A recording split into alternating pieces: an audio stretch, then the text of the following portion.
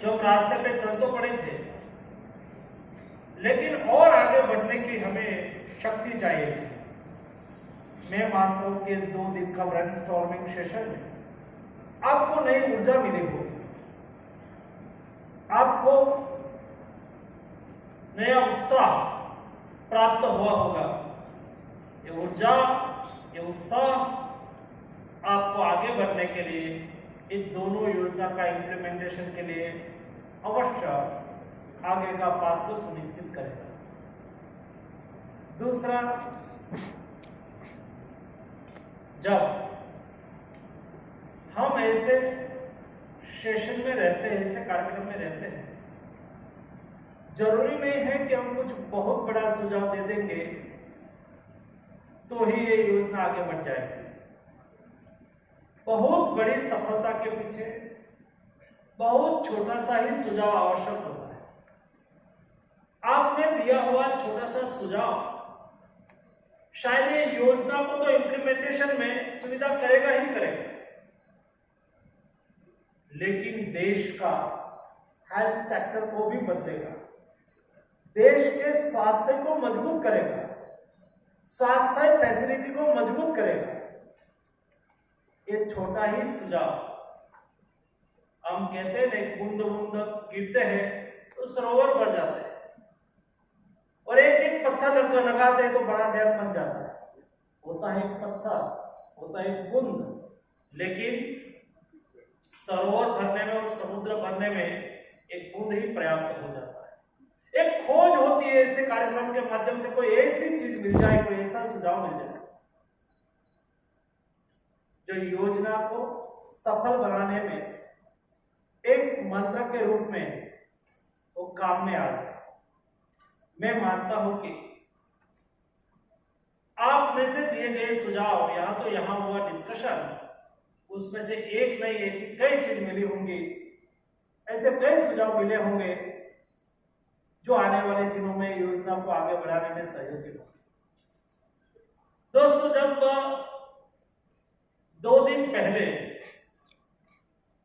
आयुष्मान भारत योजना के लाभार्थी, एपीडीएम के लाभार्थी के साथ मेरा एक डिस्कशन हो रहा था, मैं वर्चुअली उसके साथ बातचीत कर रहा था।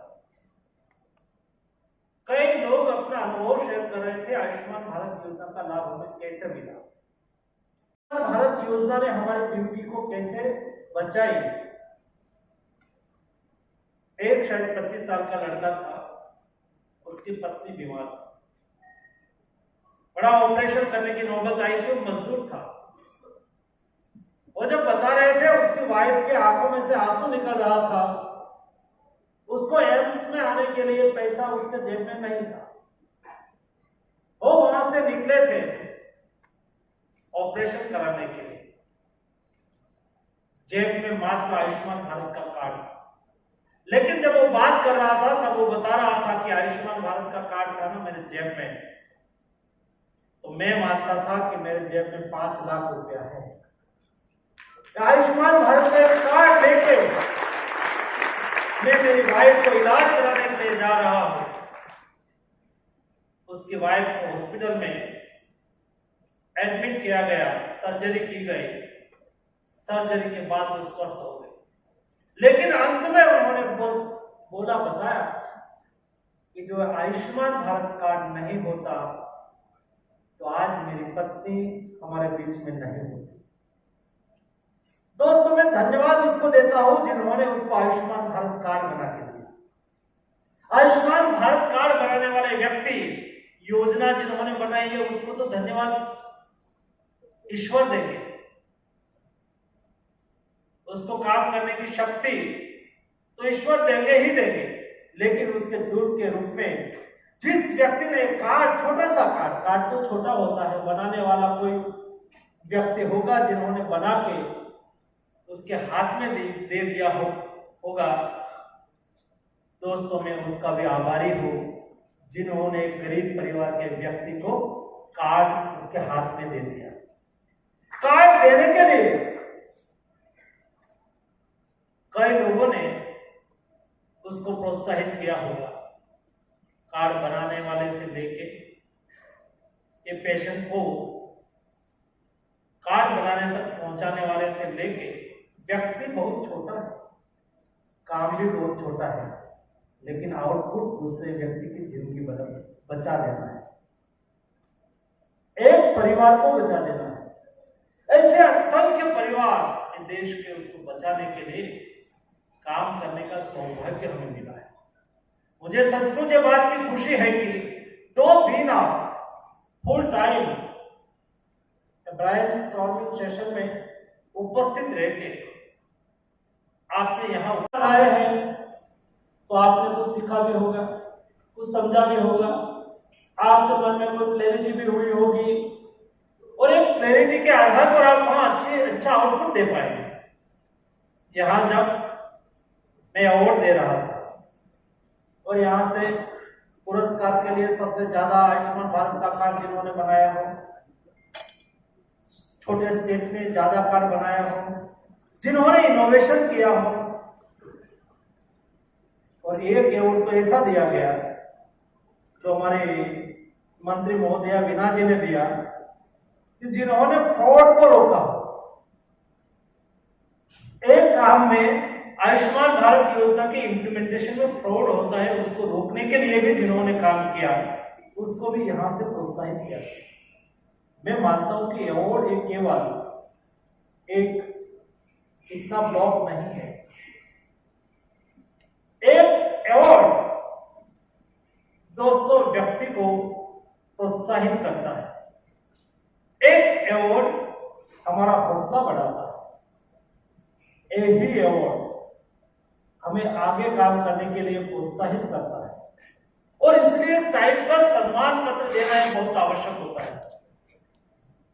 जिन्होंने आज सम्मान पत्र मिला है, जिन्होंने और कार्ड बनाया है, अच्छा परफॉर्मेंस बताया है कार्ड बनाने में, उसके सामने और भी एक चैलेंज भी है कि आप तो राष्ट्रीय पुरस्कृत, राष्ट्र में सम्मानित राज्य है, और आपके स्टेट में इतना बाकी रह जाए कार्ड, इतने लाभार्थी, वो तो उचित नहीं। उसको तो यहां से टारगेट तय करके जाना है कि अभी हमारे स्टेट में इतने लाभार्थी को कार्ड नहीं पहुंचा है, हम तुरंत इस पहुंचा देंगे। मैं साथ में उसको जिम्मेवारी में देता हूं। और दोस्तों, जिसको ये सम्मान नहीं मिला है उसको हार नहीं माननी है। हम भारतवासी लोग हैं, हम हार मानने वाले लोग नहीं हैं। हम भारत की हेल्थ आर्मी है, हम हार मानने वाले लोग नहीं हैं। दोस्तों, कोविड क्राइसिस में भी ये देश के डॉक्टर्स और ये देश के वहीवटी तंत्र ने हार नहीं माना। हमने हार नहीं माना था, जिसका नतीजा ये निकला कि हम कोविड क्राइसिस के सामने लड़के जीते। हमें जिन्होंने अच्छा काम किया उससे प्रेरणा लेना है। जिन्होंने आज अवार्ड प्राप्त किया है, अगले कार्यक्रम में आने वाले है। जिन्होंने आज अवार्ड प्राप्त किया है, अगले कार्यक्रम में आने वाले वर्ष में ऐसा आरोग्य मंथन हो, हम यहां से संकल्प करके जाए कि आरोग्य मंथन में हमें भी पुरस्कार से सम्मानित होना चाहिए, हमें भी ये सम्मान मिलना चाहिए। ऐसा उजास लेके जाता है, ऐसा संकल्प करके जाता है। और जिन्होंने इनोवेशन किया है उसको तो और आगे इनोवेशन करना ही करना है, और स्कीम को हम अच्छी कैसे बनाए। हम एबीडीएम में अकाउंट खोलने के लिए और कौन सी सिस्टम हो जो हमें एबीडीएम में अकाउंट खोलने में सहयोग करे। हम एबीडीएम जैसे एक डिजिटल रिफॉर्म, उसमें हम ई-रुपीज को कैसे जोड़े, हेल्थ में हम ई-रुपीज को गवर्नमेंट योजना के साथ जोड़ के कैसे लाभ ले। ऐसा number of type of innovation यहां जिन्होंने प्रतीकात्मक तौर पर सम्मान मिला है इनोवेशन का, आने वाले दिनों में आज के इस आरोग्य मंथन से प्रेरणा लेके जाए। हमारे यहाँ के युवा लोग हैं जो फील्ड में काम करते हैं। जरूरी नहीं है कि कोई रिसर्च, कोई हम रिसर्च इंस्टीट्यूट में काम करते हैं तो ही हम रिसर्च कर पाए जी नहीं।